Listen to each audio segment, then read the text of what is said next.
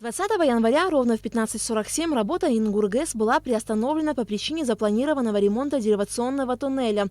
Из-за ремонта прекращена подача воды, с помощью которой вырабатывается электроэнергия. На этих кадрах закрытие одного из затворов деривационного туннеля и спуск воды из Джварского водохранилища. Как было ранее запланировано, Ингургэс остановлен. Будут проводиться необходимые ремонтные работы на период с 20 января по 15 мая текущего года. На этот период был предусмотрен переток из Российской Федерации. Вот только что буквально мне сообщили из диспетчерской, что переток начат. Подается энергия по 3 линиям. Это ПСОУ-220, Кавказиони 500 и Гичрипш 110. Вот сегодня, можно сказать, в данный момент уже вся Абхазия питается перетоком из Российской Федерации. В деривационном туннеле будет проводиться его очистка, будет также обеззыливание проводиться самого водохранилища. Основные работы это все-таки туннель. Деривационный туннель Ингургэс находился в критическом состоянии. Восстановлению подлежит аварийный участок длиной в 2,5 километра, а общая протяженность туннеля порядка 15 километров. Напомним, что Абхазия полностью обеспечивалась электроэнергией от Ингургэс. Однако в связи с низким уровнем воды в Джварском водохранилище и увеличением нагрузок потребления электроэнергии с декабря 2020 года начался переток из Российской Федерации. Тут, я думаю, очень серьезные усилия приложило руководство республики, Министерство экономики. Вы знаете, сообщали об этом в прессе, что наша делегация ездила, в том числе и наши инженеры, вели непростые переговоры по поводу дополнительного перетока.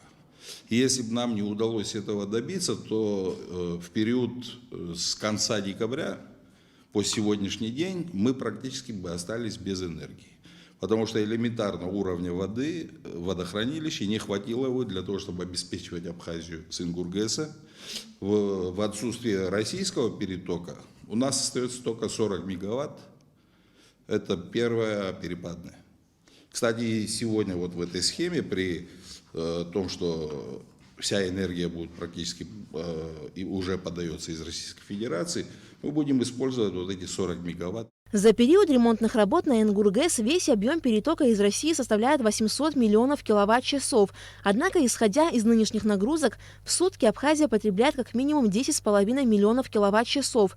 Энергетики подсчитали, что с учетом того, сколько мы сегодня потребляем, нам понадобится как минимум 950 миллионов киловатт-часов, то есть образовывается дефицит в 150-180 миллионов киловатт-часов. Если не снизить нагрузки, то перетока в размере 800 миллионов киловатт-часов может не хватить. Дефицит покрывается, да, если он есть.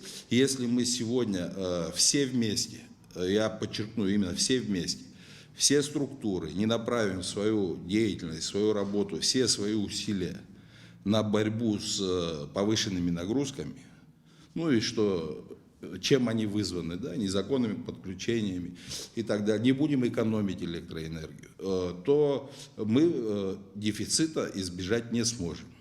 А дефицит покрывается только за счет веерных отключений. Если мы опять-таки не проявим сознательность, не будем нормально работать в плане незаконных подключений, то 800 миллионов киловатт-час, которые предусмотрены нам, да, плюс 40 мегаватт, которые вырабатывает, это капля в море, которые вырабатываем мы сами, не позволят нам пройти весь этот период, нам просто не хватит этих 800 миллионов киловатт-час. Дефицит 150 миллионов киловатт-час надо как-то покрывать. В настоящее время электричество отключается практически во всех районах Абхазии. И эти отключения не связаны с перетоком из России. Главная их причина – высокие нагрузки на подстанциях. И это вынужденная мера для предотвращения серьезных аварий. Переток же был и вчера. Единственная разница в том, что частично мы получали энергию с Ингури. Да, сегодня вся энергия идет с Российской Федерации. Вот и вся разница. Ничего в этом плане не изменилось. Изменится оно только, если мы не справимся с большими непомерными нагрузками до 1 марта. Вот тогда это будет уже проблема, и здесь мы будем новые решения какие-то предпринимать, и они довольно тяжелыми, я думаю, будут, но будем надеяться, что все мы проявим благоразумие отключая в период повышенных нагрузок тот или иной там фидер, да, или секцию на подстанции, мы озабочены только тем, чтобы сберечь эту подстанцию. Потому что в противном случае может повториться история, которая произошла у нас на Сухум-1. И можете себе представить, да, тогда на наше счастье стояло оборудование по инвестпрограмме. Тогда наши работники проявили просто чудеса, да, работоспособности, ответственности, самоотдачи. И нам в очень короткие сроки удалось восстановить подстанцию Сухум-1. Сегодня у нас нет возможности такой. И если где-то что-то полетит, вот где мы сегодня по нагрузкам отключаем на час или на 2, люди останутся на этом участке без света, я думаю, даже больше, чем на месяц-полтора. Представьте, вот оборудование завести, потом его установить. Вот такая ситуация, это вынужденная мера. Как говорят специалисты, ремонт Ингургэса должен завершиться до 15 мая. В противном случае водохранилище не успеют заполнить, и уже в следующем году могут возникнуть проблемы с подачей электричества. Алика Трапштамас Чиковани, Абхазское телевидение.